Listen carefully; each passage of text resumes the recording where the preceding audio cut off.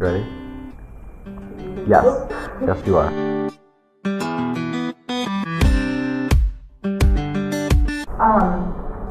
I chose to come to BC mainly because I wanted to go into social work, and I know BC is a really good place to do that. They have an awesome social work program. I wanted to be near Boston. I love Boston. The LGBT community in Boston was a lot more active and significantly larger than my hometown of Virginia. I think because I liked the vibe on campus when I came and visited, especially after I'd been accepted and came back for Admitted Eagles Day. I came to BC because it has a really good education program, and I knew that's what I wanted to study. And I only applied to 3 schools my senior year. One I got waitlisted to, one was BC, and one was a school that I really didn't want to go to that my parents made me apply to. So it kind of just left me with BC. I accepted before I visited. I was just kind of going with the flow, and that's where I ended up. My primary decision was the fact that BC gave me a really good financial aid package. And I also knew that they had a great theology program, which was what I was intending to study.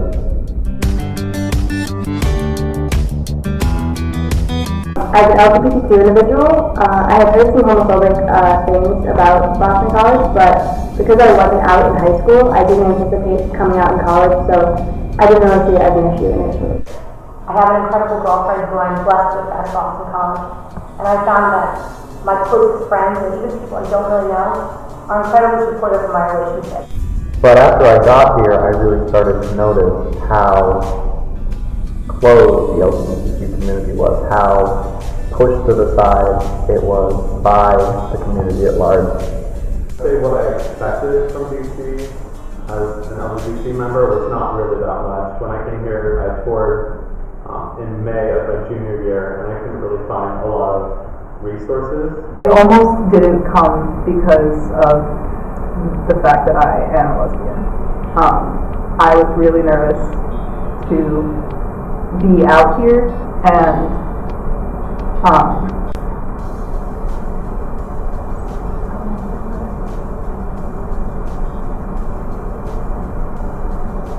I was afraid that I wasn't going to be able to find a community here. Just really nervous about coming to college, and mainly was thinking about making friends and dorm life, and less so the academic aspect.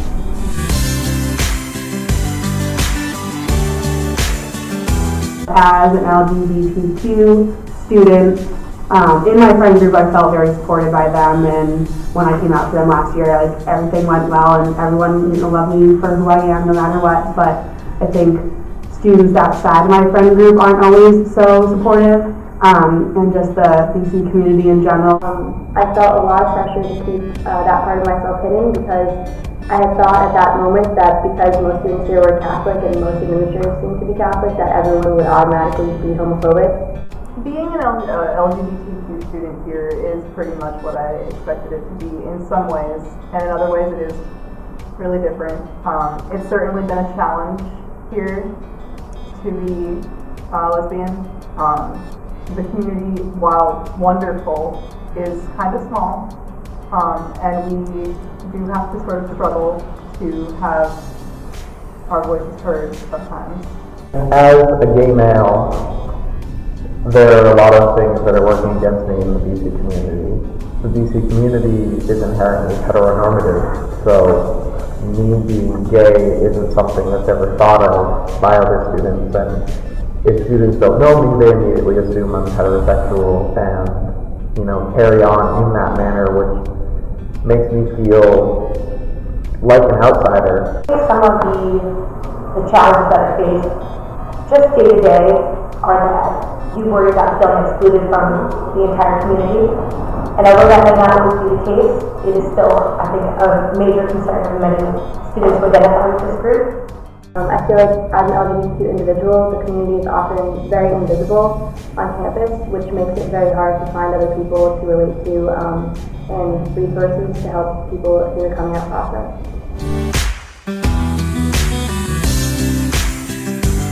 One of the things I really like about Ellen is that, as far as I can tell, she's really herself, and she's not afraid to to act like herself and how she really feels. And definitely personally, and I think among the DC community, sometimes that's something that people have trouble with, is just feeling like they can always be themselves. It would generate so much support amongst the student body for the LGBTQ community. I feel like even if you don't identify as LGBTQ, you can relate to Ellen in some way, shape, or form. Seeing a successful LGBT member come and give a presentation on what it's like to be not be defined by who you are in the workplace, to be able to be successful and move past stereotypes or move past being boxed into one group is something that this campus really needs. I think the biggest thing at this university is that people are afraid to be an ally.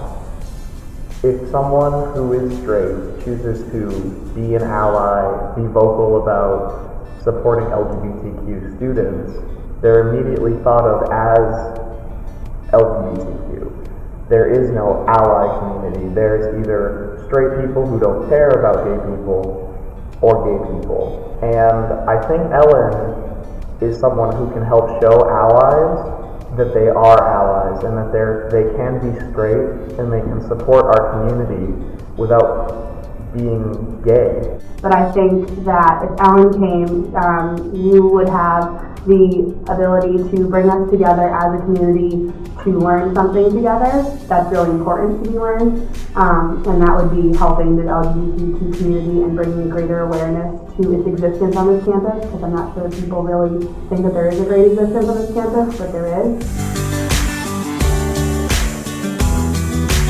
We have a lot of Finding Nemo fans on the campus. I'm really excited. Hope you come out. Thank you. I really think that Ellen's humor would diffuse the tension that kind of surrounds LGBTQ issues, especially here at a Jesuit institution. I love Ellen. I hope you come dance with us on our campus. Ellen, I hope you come to BC. You make a huge difference, and we all want you here to dance with us and to speak about something that's so important to not just this BC community, but for everybody.